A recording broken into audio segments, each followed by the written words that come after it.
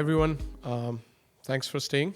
I know it's the last talk of the evening, but my name's Gaurav. I work in the WhatsApp Android infra team, and I'll be talking a little bit about performance and how we manage to make WhatsApp performant and reliable.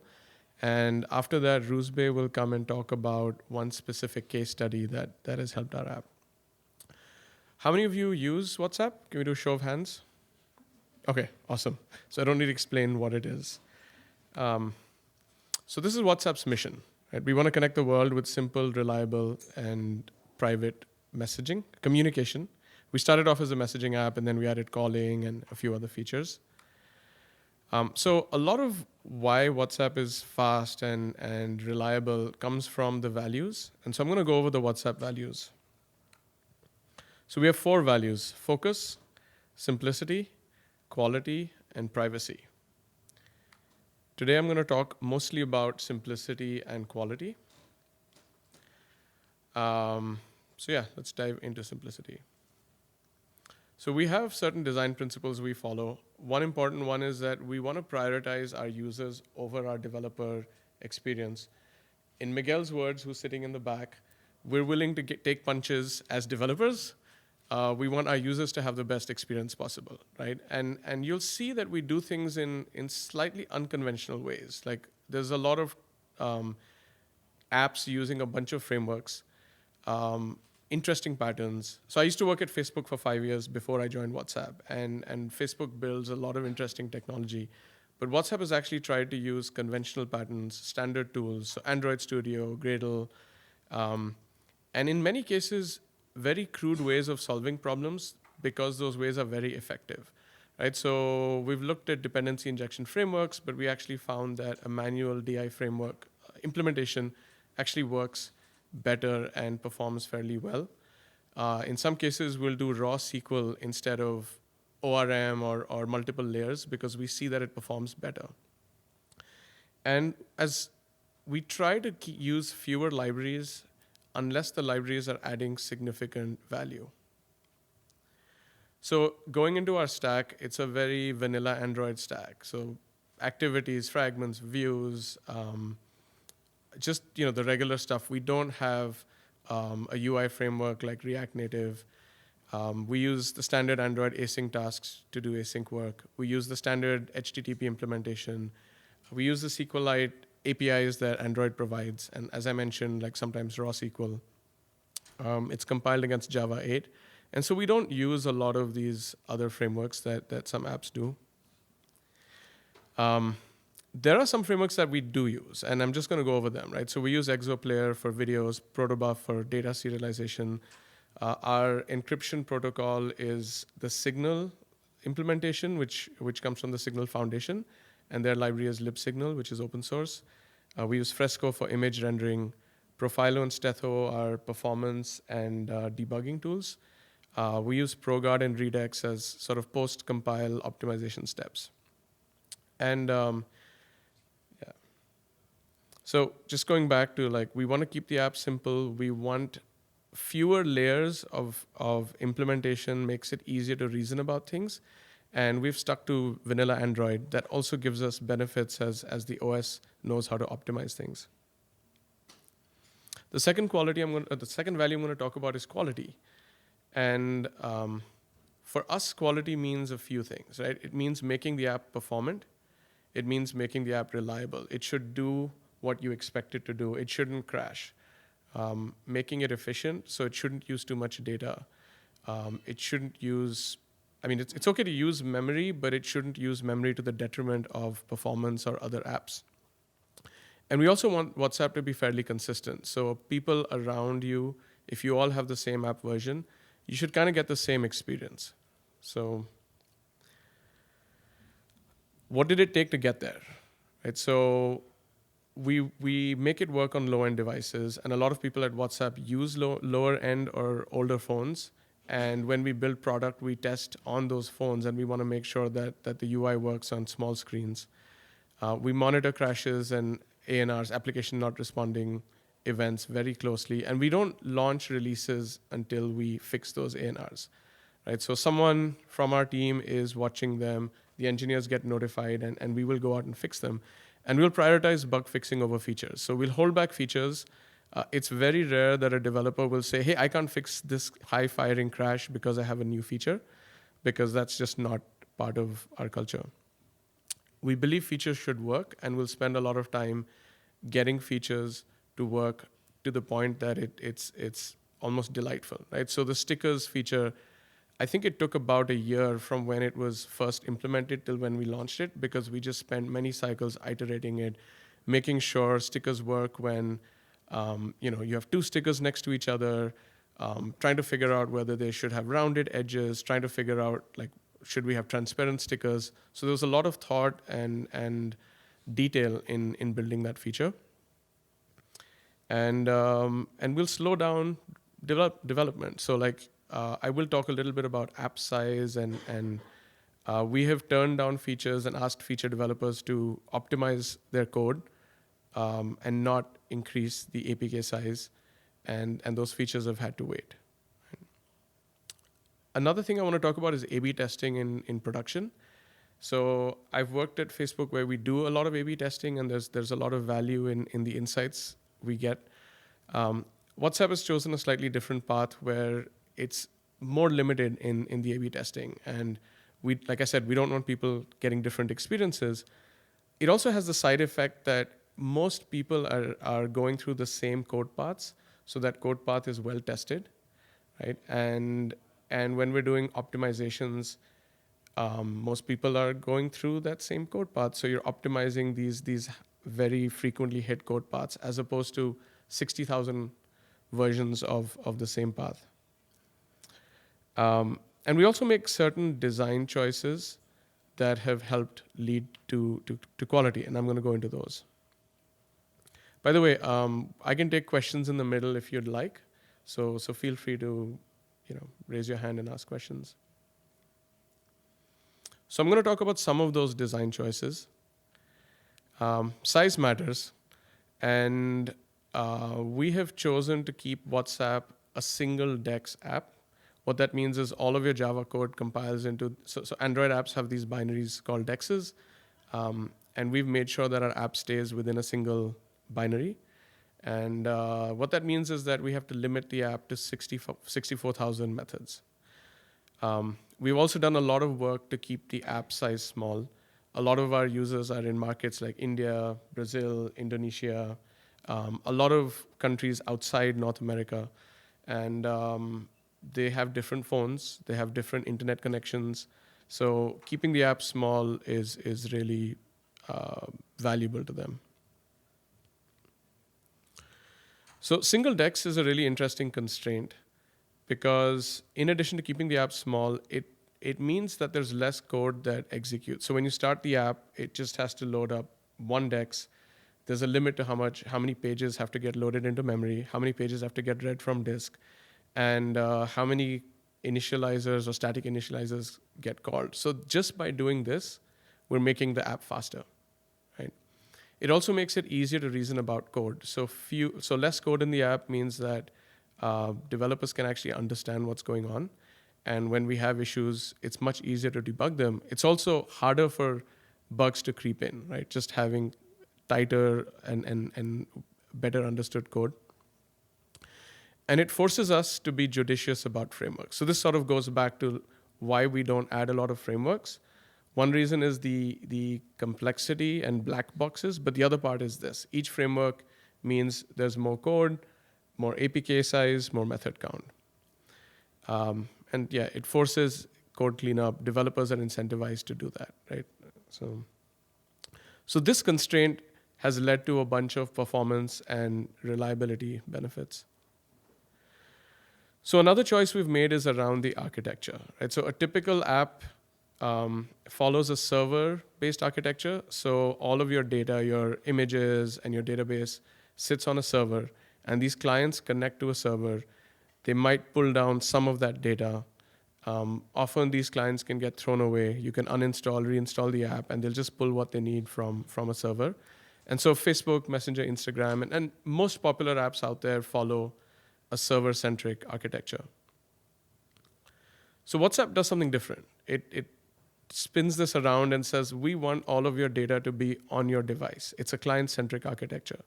So your database, your media, everything is on your phone, and the server is just a router that gets data across to the other device.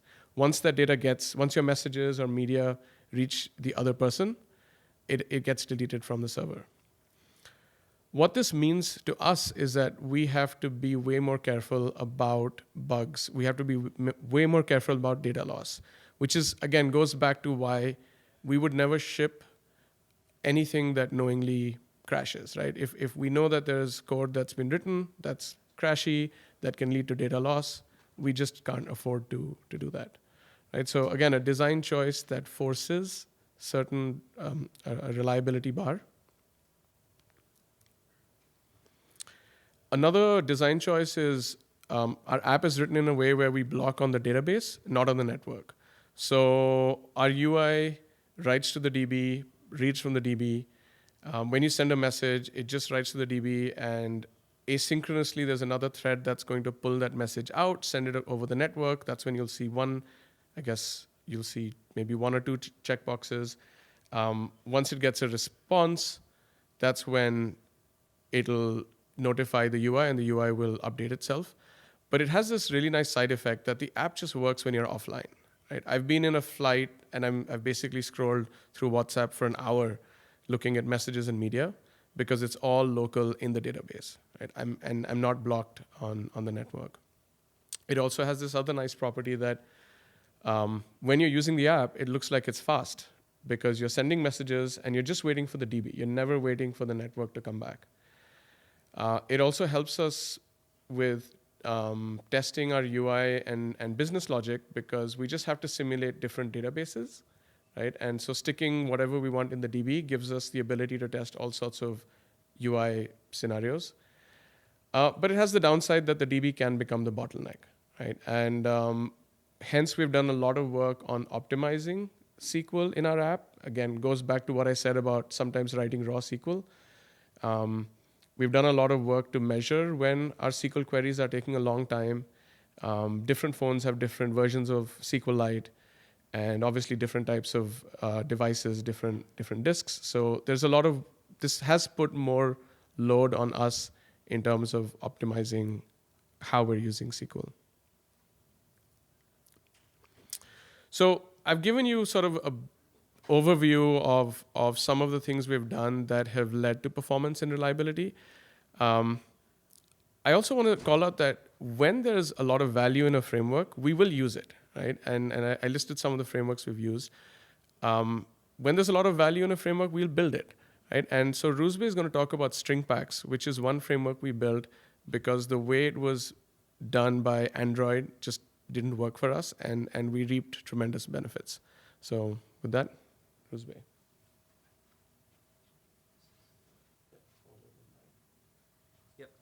Thank you.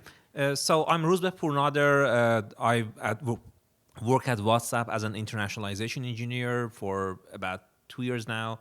Before this, I was at Google for about 7 years. I've been doing internationalization all my professional life for more than 20 years now. So I'm kind of secondary Android, although I was at Android team at Google for about 3 years, worked with some of the people who gave the keynote speak. Similar problems. I've worked at Google for this, but basically what happened when I came to WhatsApp, one of the major projects was the APK is too large. A lot of it is strings. How can we solve that? What can we improve? And of course, we looked at everything. So in order to kind of define the problem, I want to give you a little about what the context of this was.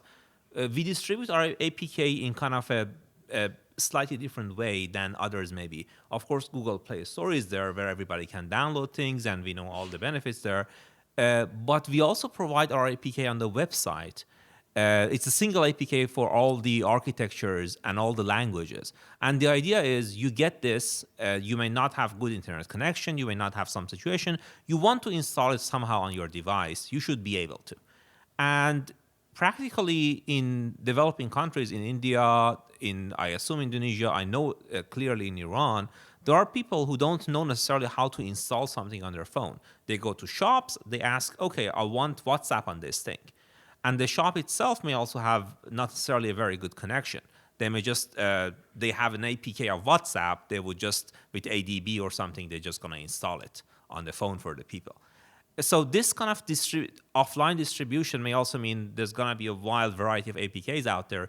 Those also need to be small. Those also need to have issues that works. At the same time, this is supposed to work on pretty old phones. So ice cream sandwich is, I mean, I don't know, raise your hand if your app works on ice cream sandwich. Nobody? Okay, Miguel, that's my boss.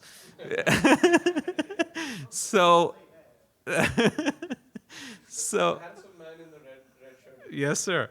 Yes. So there are phones out there. They rely on WhatsApp.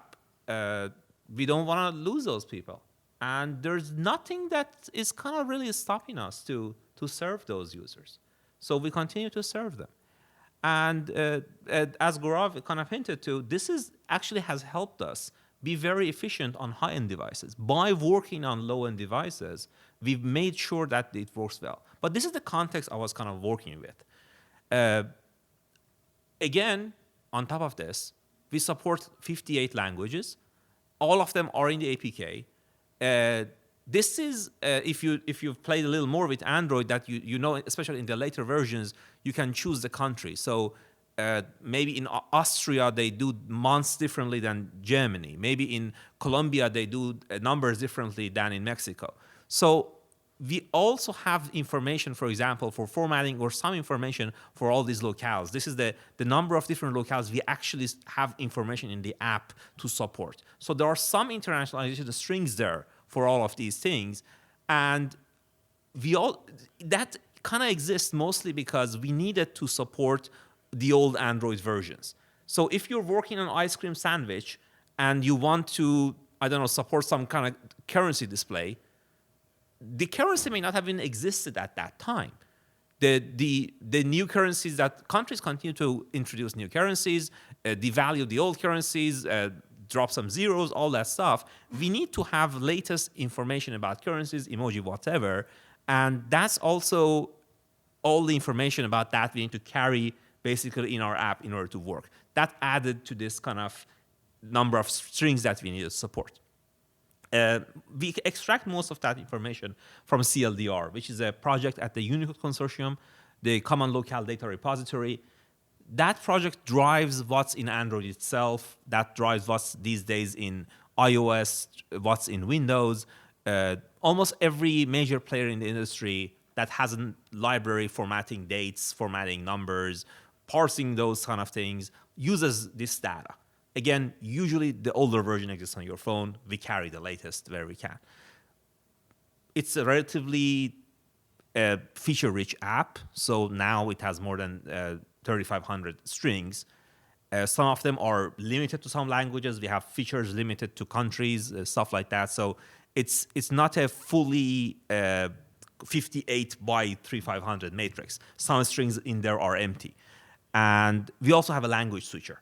Basically, we cannot rely on the Android phone to have a visible enough language switcher, so the user can't really necessarily go find deep in the settings where that thing is.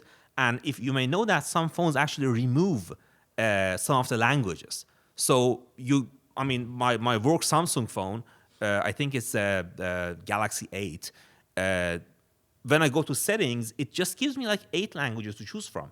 Although it has all the data for the other languages. The fonts are there, the translations are there. Samsung, for some reason, decided, okay, this is too complex for users if the list is too long. At least for maybe the US market, I'm just going to show them 8 languages. We have users, basically, who get these phones, who buy these phones second-handed, maybe. We want them to be able to choose a language. So that's why also we have a language switcher.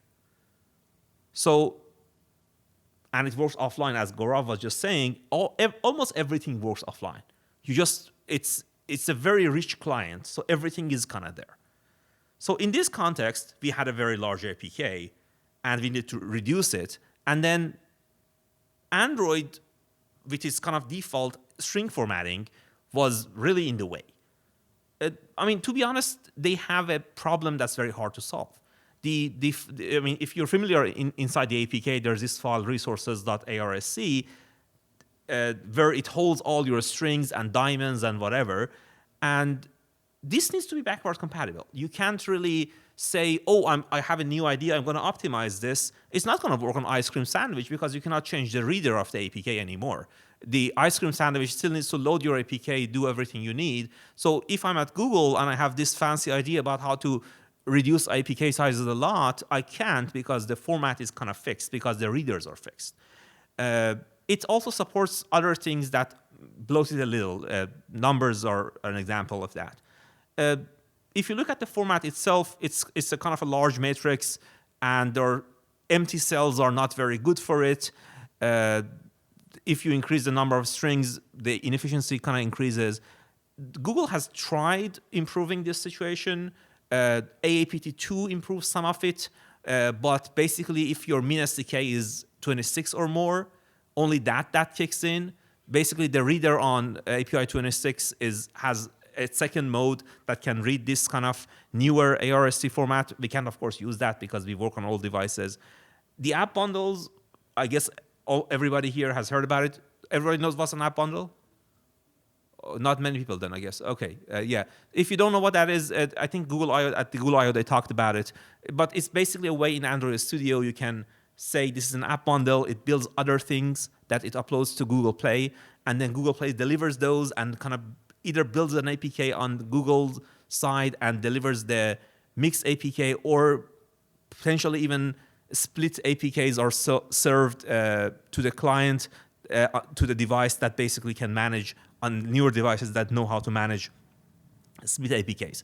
But basically, we could not do that either because we have offline distribution. How many APKs these guys are going to install? That requires, again, API 21 or more, which we didn't have. And it also needed us to give our keys to Google, which for an app which claims security, it's a little, maybe not a good idea. There are other issues that also were basically stopping us from using that also. In all this, basically, we came up with something. We felt like we need to invent something. And that was our solution. Basically, we ended up designing a binary format to hold the strings. And it just holds the strings. Everything else continues to use the Android resource system. I was well-versed in internationalization, so I made sure plurals are well supported, all that stuff. Linguists are very happy with the format, stuff like that. They can put anything in it. We're not going to... it wasn't designed by somebody who doesn't know the actual linguistic requirements. So plurals work well. And anything else, your diamonds you can store traditionally in the Android resource system, doesn't break that. And even sometimes you find some strings, you need the strings to continue to exist in the Android resource system. That can continue to be that way. So for example, the name of the app, which is referred in the manifest file, that thing needs to be able to be findable by Android because the, what do they call it? The app that kind of manages your screens and stuff like Launcher, yes, yeah. So Launcher basically needs to be able to find that from your APK, right? You cannot move that somewhere else. That's one. But maybe you have some widgets that are weird or some library that relies on something. So you don't need to put all your strings in the string packs. You can just put some of them there. And right now it doesn't work like that for us. But basically because it's a binary, usually per language, you can also download it on demand. Your APK doesn't need to include it. We now include all of those because they don't take too much space after this optimization. But if you want to, you can just basically only ship a few languages, and let's say anything else is downloadable on demand if the user switches to that language. The binary itself is language, I mean by language, I mean programming language independent. It's a simple kind of binary format. We wrote basically a packer for the format in Python and a reader in Java because that's what we kind of needed and it solved our problem. We're thinking about doing more. The format is mmap friendly in a way that you only need to read parts of it when you need. You don't need to basically load the whole thing in memory into some data structure in order to find a single string. If you want a single string, you can basically go find it in the file format, just load that part. And this is an idea I kind of borrowed from TrueType fonts. TrueType fonts were designed for, I think, 68,000 architectures, pretty old architectures. And they were kind of designed in a similar way that people could just like go to the part of the file they need, only load that glyph they need. So this is borrow some ideas from that. It also supports both UTF-8 and UTF-16. As you may know, some languages are more optimized in UTF-8. Of course, European languages are like that. When you get to Chinese, Japanese, Korean, they're more optimized in UTF-16 size-wise. So we can basically do either. Our Python packer basically tries both of them. Tries once with UTF-8, once with UTF-16. Whichever was smaller, just chooses that. And another idea which we found very useful is instead of kind of abstracting the idea of a string away, saying that, okay, like Android says, okay, this is a table of resources, and in each cell you can hold a string or a number or something, and if it's a string, okay, this is how you basically store strings, right? And traditional string, all that stuff. We kind of thought, okay, we know these are strings, and there are properties that can help us improve the situation with strings. One is a pool of characters, basically. So the way the format is designed is there's a large pool of characters. Is every time you want to add a string to it, you first see if that string exists as a substring somewhere in that large pool. If it does, that's your string. If it doesn't, you add it to the end. Your pool is slightly increased in size, but it helps a lot with when there's some sharing. And the format supports multiple locales per binary. So if you have Brazilian Portuguese versus European Portuguese, they're similar. A lot of the strings are. So you can probably save a lot of space by just putting them in the same file. Czech and Slovak also very close languages. Some words are identical.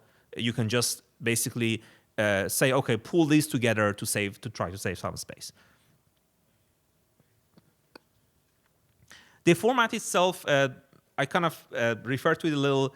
There's basically 3 headers. There's some header tables, and then the pool I described. So the header is, okay, this is the list of locales. This is the list of strings for each of these locales.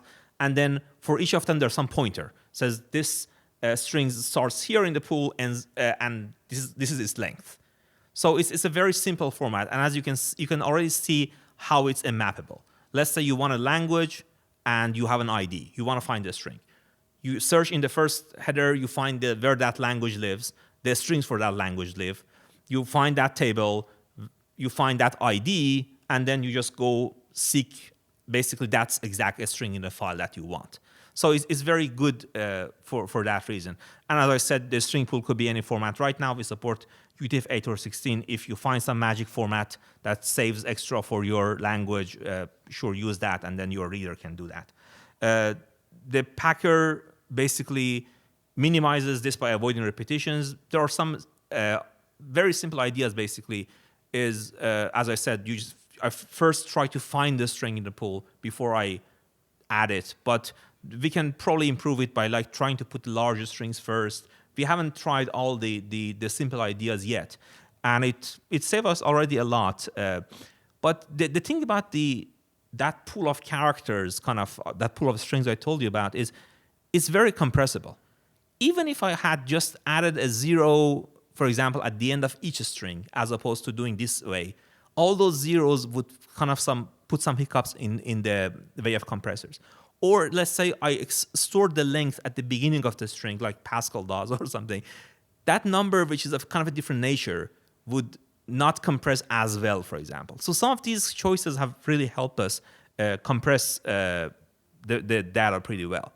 We've been shipping this since mid-2018 very gradually. We moved all the strings to it. And this seriously decreased our RPK size. So 12 megabytes was a very good win. This is a recent measure. I basically compared all the strings that we've moved to string packs if they were just in Android, using the Android system. Our WhatsApp business app, which is a little larger, has more strings. We save 14 megabytes there. And there are good numbers out there. You may have similar versions of those in your organization, basically showing that reducing APK size not only affects number of users, it can affect the growth. So it may affect the second derivative of basically your number of users. anytime you save something. We basically, by Miguel's insight, my boss who's sitting back there, we decided to open source this. Gaurav and another engineer on our team either decoupled a lot of the code I had kind of written, which was very WhatsApp specific, in a couple of months. And so this has been open source. It's on GitHub. You can use it yourself. And we think if you don't already have such a solution, and if you cannot use some of the fancier solution I told you about, this is very, very useful. I mean, it made us very happy. Future plans, we can use your help, definitely, if you're interested in any of this stuff. And I mean, if you can help, definitely we're gonna be there for you in code reviews, all of that stuff. So don't assume you need to do all the homework yourself. We can help design and stuff like that if you want to help with any of this stuff. But something I'm focused on right now is complex pre-rolls, for example, which Android doesn't do well. You may know that, for example, in Russian, 1 apple and 21 apple. So it's, I don't know the Russian word for apple, but basically for 1, 21, 31, and something else, you keep the singular. You don't go to plural like English does. So this is something relatively simple. That's normal plurals, and Android handles that fine. But when you drop the number, for example, the rules change. So when you say, let's say delete message versus delete messages, the rules suddenly change, and in Russian rules become like English rules. There are edge cases like this, which I'm basically trying to properly implement, which Android doesn't do right. But ICU, which is a IETN library, handles well right now. So I'm working on such features for this format. The format itself can be more compact. I already threw out some ideas. We can do some fancy compression techniques on it, which we're working on. It's a little complex to use it right now. Right now, basically, there's some Python parts, some Gradle parts, and basically some Java parts. We're trying to integrate it better so it becomes simpler to use. It's not that hard, honestly, to use. But if you already have a large project, this is the funny thing about it. It helps most when you have a large project, because the more strings you have, the more it's going to save you. But if you are starting a small project, you can just easily hook that in, assuming you're going to grow. It's not going to take if your app is not too crazy, doesn't do something very crazy, it's not that hard to integrate it either. You should be able to, with not much effort, just integrate it with your large app too. But we want to integrate it to make it much easier to use for everybody. And then our present packer, as I said, is in Python because that was easiest to prototype in. We're probably going to replace it with Java or Kotlin or maybe Gradle. That would basically make things more integrated. If there's interest, we can also do readers in other languages. I don't know if there's maybe C++ reader or anything else that's interested in it. And the other thing is, right now, although the format is mmap friendly, we actually don't use mmap in our reader right now. Right now, we actually load the whole thing into a data structure in memory. So, but that's easily changeable. So that's another thing that we're gonna work on pretty recently. And that's all, right? If you have questions, we're at your service, right? Yep, happy to take questions. Yep. Free beer. If not, you can go home.